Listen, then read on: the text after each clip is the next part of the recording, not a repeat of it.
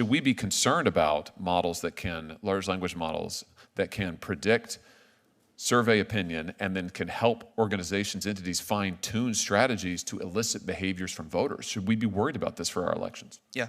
Thank you, Senator Hawley, for the question. It's one of my areas of greatest concern, the more general ability of these models to manipulate, to persuade, to provide sort of one-on-one interactive disinformation.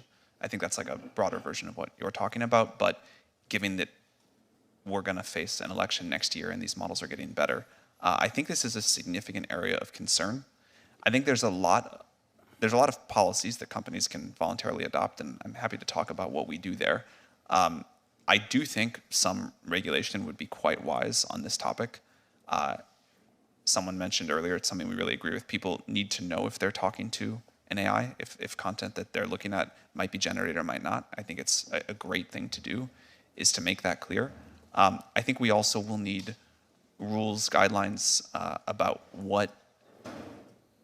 what's expected in terms of disclosure from a company providing a model that could have these sorts of abilities that you talk about. So I'm nervous about it.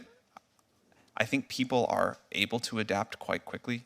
When Photoshop came onto the scene a long time ago, for a while people were really quite fooled by Photoshopped images, and then pretty quickly developed an understanding that images might be Photoshopped.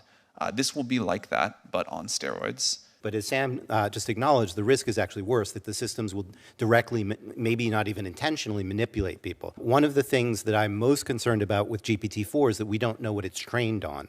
I guess Sam knows, but the rest of us do not. And what it is trained on has consequences for essentially the biases of the system.